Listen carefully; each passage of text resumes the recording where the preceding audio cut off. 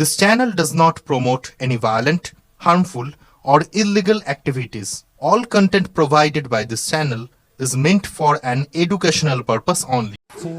সূরা হাদীদ আল্লাহ পাক বলেছেন ইয়াউমা তারাল মুমিনিনা ওয়াল মুমিনাত ইয়াসআ নূরুহুম বাইনা আইদিহিম ওয়া বিআইমানিহিম।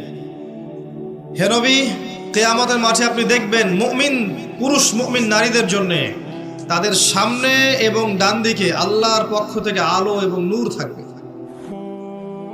মুনাফিকরা বলবে যে আমাদেরকে নাকতাবিস মিন নূরিকুম, তোমাদের নূর থেকে কিছু আমাদেরকে দাও, আমরা তো পার হতে পারছি না ফুলসিরাত।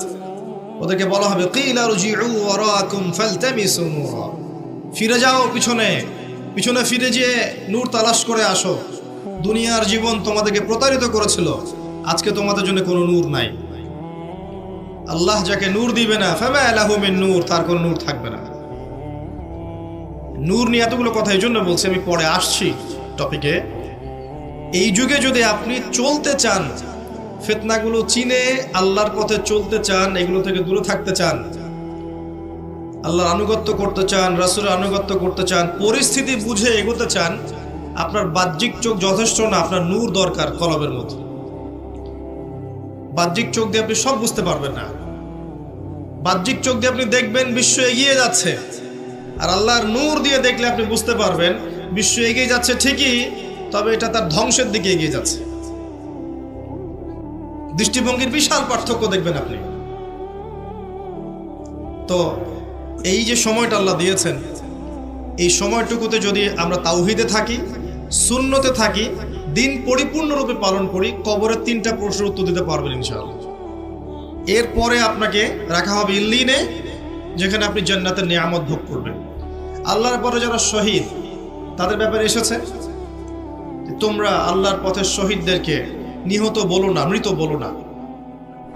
তাদেরকে আল্লাহর পক্ষ থেকে রিজিক প্রদান করা হয়। জাফর ইবনে আবি তালব রাদিয়াল্লাহু আনহু, যিনি মুতার যুদ্ধে শহীদ হয়েছিলেন, তার 2টা হাত কেটে গিয়েছিল। নবী সাল্লাল্লাহু আলাইহি ওয়াসাল্লাম কান্নাকাটি করেছিলেন তার ইন্তেকালের সংবাদ শুনে, কিন্তু একটু পরে মুচকি হেসেছেন। তাকে জিজ্ঞেস করা হলো, কি জন্য আপনি হাসলেন ইয়া রাসূলুল্লাহ? তিনি বললেন, আমি দেখলাম যে জাফর রাদিয়াল্লাহু আনহুকে আল্লাহ এই কাটা 2 হাতের বিনিময়ে জান্নাতে 2টা সবুজ পাখা দিয়েছে। এটা দিয়ে সে জান্নাতে ঘুরে বেড়াচ্ছে এবং ফল খাচ্ছে। তার মানে ইল্লিনে আপনি আপনার কর্মফল ভোগ করবেন, আপনার আত্মা ভালো ফল ভোগ করবে। আর যদি দুনিয়ার কর্মজীবনে খারাপ কাজ করে থাকে, শিরিক করেছে, বেদাত করেছে, হারাম খেয়েছে, সুদ খেয়েছে, ঘুষ খেয়েছে, জেনা করেছে, দুর্নীতি করেছে, জুলুম করেছে অন্যের উপরে, এমন কোনো পাপ নাই দুনিয়াতে করে নাই, এর আত্মা ইল্লিনে যাবে না, সিজ্জিনে যাবে। সিজ্জিন, ওয়ামা আদরাকা মা সিজ্জিন। আল্লাহ বলেছেন, তোমরা কি জানো সিজ্জিন কি?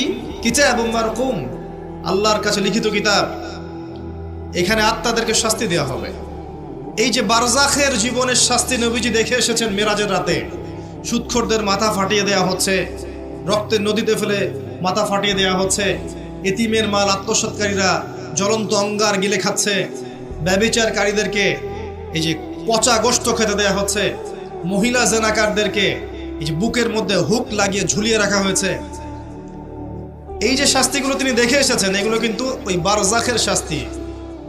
এটা কিন্তু জাহান্নামের ওই কিয়ামতের মাঠের শাস্তি নয়, কিন্তু বারজাখী জীবনের শাস্তি।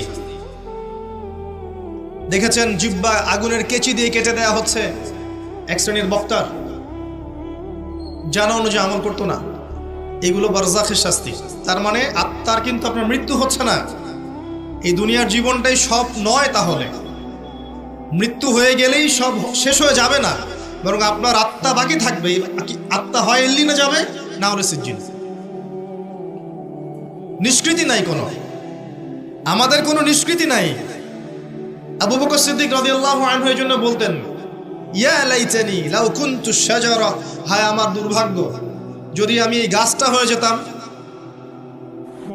যার কোনো হিসেব নিকেশ নাই। দুনিয়াতে এসেছি, কাজ করব, ভালো হলে ভালো, খারাপ হলে খারাপ, আত্মার নিষ্কৃতি নাই, ওকে ছেড়ে দেওয়া হবে না। এরপর কিয়ামতের মাঠে দেহটাকে আবার জীবিত করে আবার আত্মা দেওয়া হবে। দিয়ে কয়টা প্রশ্ন ভাই? আরো 5টা। এই 5টাও শোনেন। এক নাম্বার, তোমার সারাটা জীবন কোন কাজে ব্যয় করেছো? নাম্বার 1। নবীজি বলেছেন এই 5টার উত্তর না দেয়া পর্যন্ত কোনো আদম সন্তান এক স্টেপ সামনে যেতে পারবে না, এক স্টেপ পিছনে আসতে পারবে না, স্টিল দাঁড়িয়ে থাকতে হবে।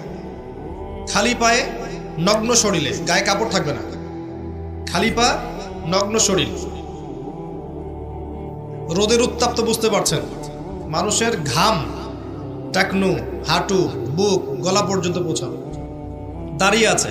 5টা প্রশ্ন, তোমার সারা জীবন কোন কাজে ব্যয় করেছো বলো, না হলে এক স্টেপ আগাতে পারবে না, বলো। 2 নাম্বার প্রশ্ন, স্পেশালি তোমার যৌবন, যুবকদেরকে বলছি, স্পেশালি তোমার যৌবন কোন কাজে ব্যয় করেছো বলো, আগাতে দেওয়া হবে না, না হলে। বার্ধক্যে অনেকেরই মৌতের ফিকির আসে, সারা জীবন সুদ খেয়ে শেষ বয়সে চিল্লা দিয়ে এসেছে, এমন লোক আছে। সারা জীবন ঘুষ খাইছে, দুর্নীতি করছে, মদ খাইছে, জেনা করছে, জুয়া খেলছে, শেষ বয়সে হজ করে আলহাজ হয়ে গেছে, এমন লোকের অভাব নাই। যৌবনকাল ভাইটাল টাইম, এই সময়টাতে সবাই হেদায়েতের পথে চলতে চায় না। রক্ত গরম থাকে, উচ্চাভিলাষ থাকে, পলিটিক্যাল পাওয়ার অ্যাচিভ করতে হবে, অথবা একটা ভালো নারী চাই, অথবা আমি বিভিন্ন মেয়েদের সাথে অ্যাফেয়ার করব আর ভোগ করব, অথবা পর্নোগ্রাফিতে আসক্ত হয়, অথবা মাদকাসক্ত হয়, খেলাধুলা করে সময় নষ্ট করছে, অথবা দেখবেন ব্যাংক ব্যালেন্স, টাকা পয়সার পিছনে ছুটছে। মানে ওর যত ছোটাছুটি দেখবেন স্পেশালি যৌবনকালে, স্পেশালি যৌবনকালে। এবং এই যৌবন শুধু আপনার না, যুবতীদেরও, বোথ অফ দেম, উভয়ই জানে না জীবনের উদ্দেশ্য কি। অন দ্য আদার হ্যান্ড মেয়েকে দেখবেন সারাদিন মেকআপ, পার্লার, এই ফ্যাশন, ওই ফ্যাশন, এই ড্রেস, ওই ড্রেস, টিকটক, ফেসবুক, ইউটিউবিং, এগুলোতে ব্যস্ত আছে। বসে বসে নিজেই হাসছে, নিজেই ছবি তুলছে, নিজে নিজে হাসছে একা একা, মানে হাসির কোনো কারণ নাই, এমনি একা বসে আছে, এটা হাসলো, ছবি তুললো। মানে মাইন্ড প্রোগ্রামিং। দেখেন, আমাদের মাথাটাকে ইহুদিরা প্রোগ্রামিং করে দিয়েছে। মানে আপনি যা করবেন ওরা আপনাকে দেখতে আসবে না, বরং আপনি নিজেই জানিয়ে দিবেন, দেখো আমি এটা করেছি। ওয়াইফকে নিয়ে ঘুরতে গেছে, ছবি দিবে ফেসবুকে, কয়দিন পর হয়তো বাথরুমে বসেও ছবি দিবে। এটাই বাকি আছে খালি, আই থিঙ্ক শুধু এটাই বাকি আছে, বাকি সবই দেওয়া যায়। এগুলো দিস হয়,